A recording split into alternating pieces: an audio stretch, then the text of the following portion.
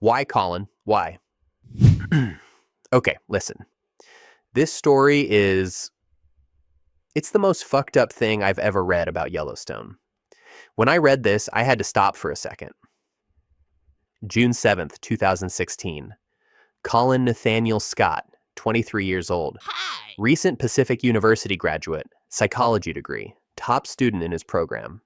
He'd just been accepted into a PhD program at Portland State University. He worked at Jackson Bottom Wetlands Preserve. Smart guy. Whole future ahead of him. He goes to Yellowstone with his sister Sable, and they have a plan. Hot potting.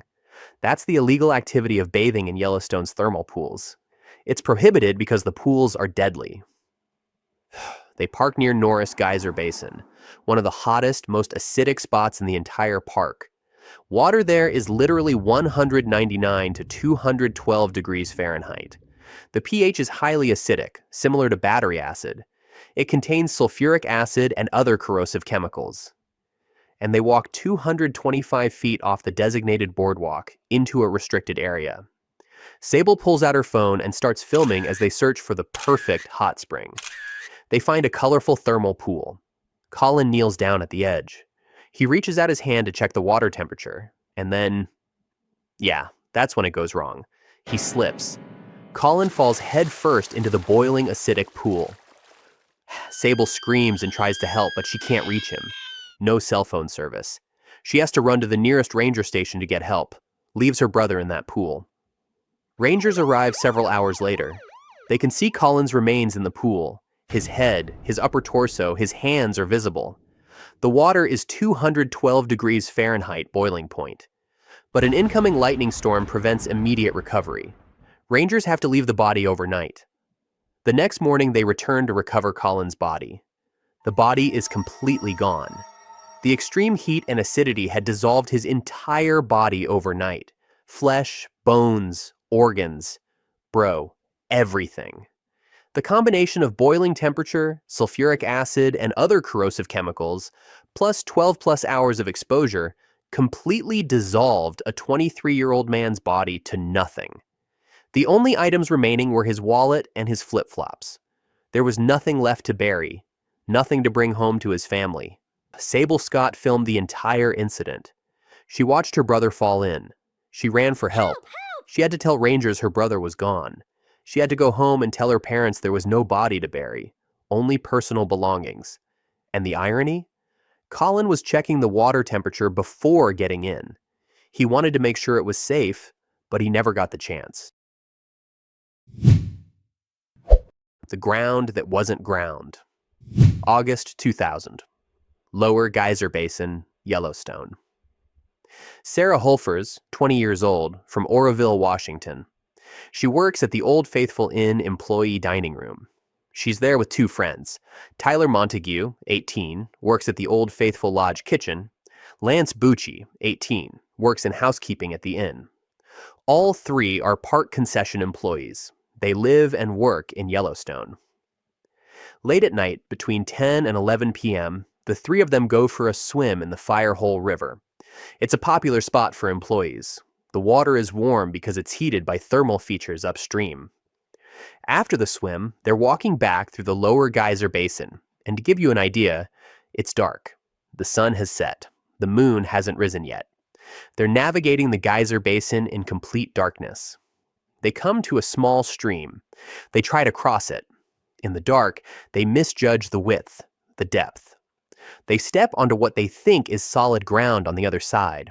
But Yellowstone's thermal areas have a hidden danger: thin crusts. Over time, mineral deposits from hot springs create crusts on the surface that look like solid ground. They're covered in dirt, grass, even small plants. But underneath, boiling water. The ground they stepped on isn't solid. The crust breaks, and all three of them fall through into Cavern Spring, a thermal pool 10 feet deep, 178 degrees Fahrenheit. Their friends hear screaming in the dark. They run toward the sound. They find Sarah, Tyler, and Lance in the boiling pool, screaming in agony. They pull them out. Sarah has third-degree burns over 100% of her body. Tyler has second and third degree burns over 97% of his body. Lance has third degree burns over 90% of his body.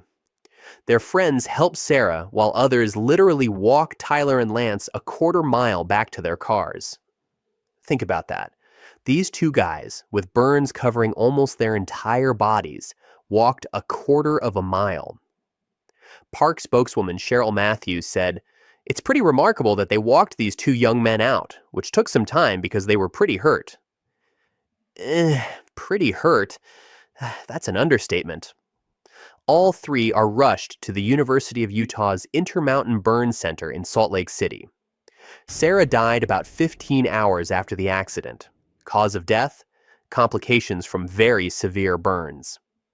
Tyler and Lance survived, but they were in critical condition, with burns covering 97% and 90% of their bodies, respectively. Park rangers investigated. They spoke with the other employees who were there.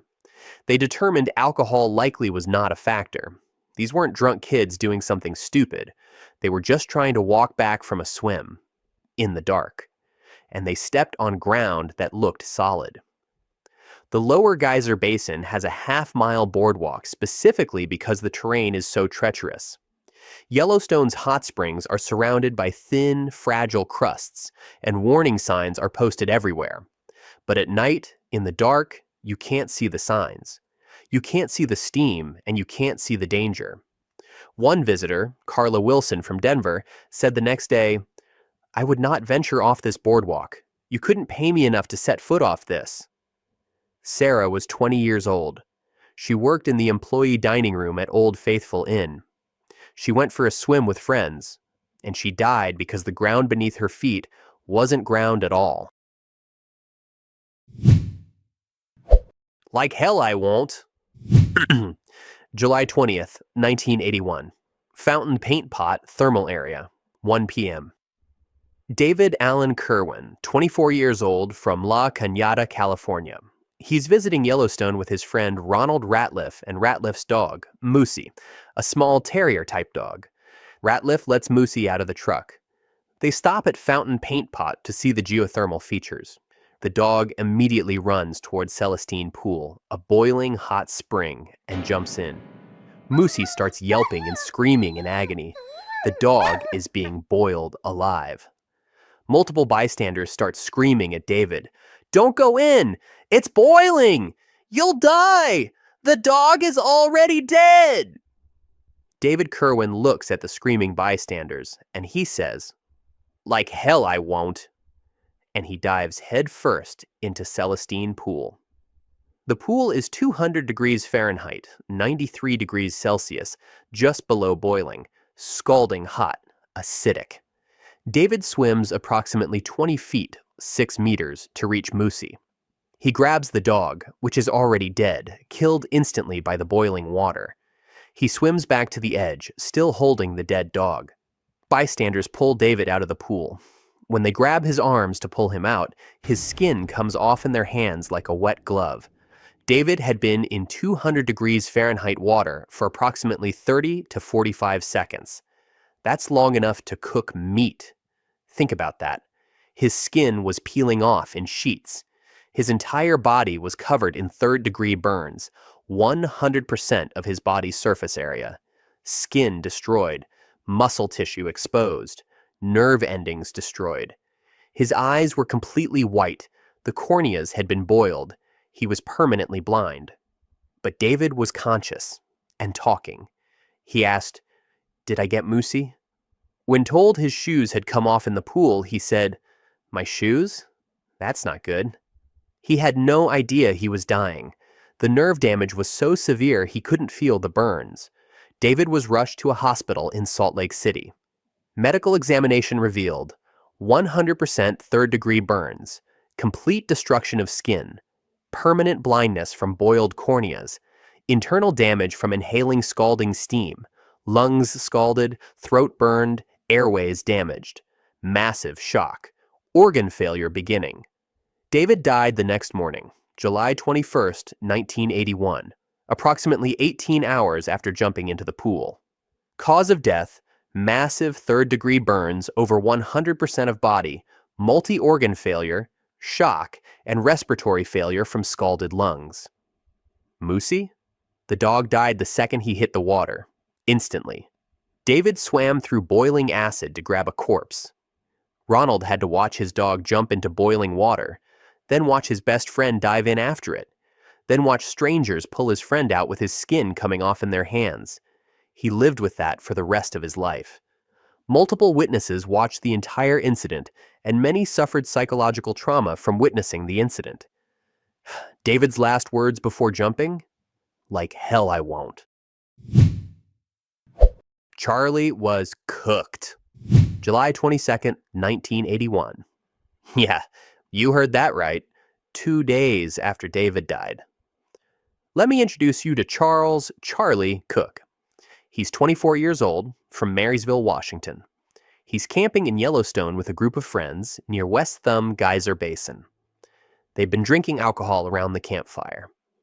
2 days earlier, David's death was all over the news. Everyone in Yellowstone knew about the man who jumped into a hot spring to save his dog. The whole park was talking about it. Charlie either didn't hear the news or didn't care. Late at night, drunk, Charlie decides he wants to go swimming. In the dark, he walks to Crested Pool, a thermal feature in West Thumb Geyser Basin. The pool is steaming. In the darkness, the steam makes it look inviting, like a warm hot tub. Black water, only a light blue glow and steam in the dark. Charlie doesn't check the temperature. He doesn't test the water. He doesn't think. He just, dives in. The pool is over 200 degrees Fahrenheit, near boiling, deep enough to drown in. The walls are steep and slippery, impossible to climb out. It's dark. Nighttime.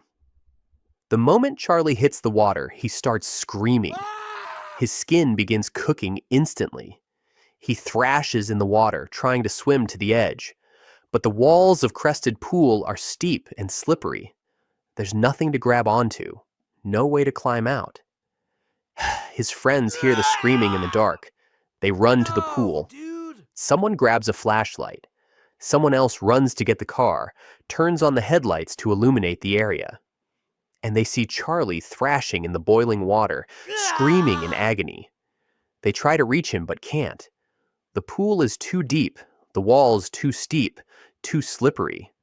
They stand there with their flashlights and headlights illuminating the steam, watching their friend boil alive. They watch him die. In the water, Charlie's skin is cooking at 200 degrees Fahrenheit plus. Third-degree burns forming instantly. He's inhaling scalding steam. His lungs are burning. His throat is burning. His eyes are boiling. His strength is failing from the burns and shock. He either drowned from exhaustion, died from the burns, or died from inhaling boiling water. Bro, Charlie Cook was literally cooked in Crested Pool. His body was recovered the next day. Autopsy findings. Massive third-degree burns over most of body. Water in lungs. Drowned. Alcohol in system. Intoxicated. Charlie died 2 days after David. In the span of 48 hours, two 24-year-old men died in Yellowstone hot springs.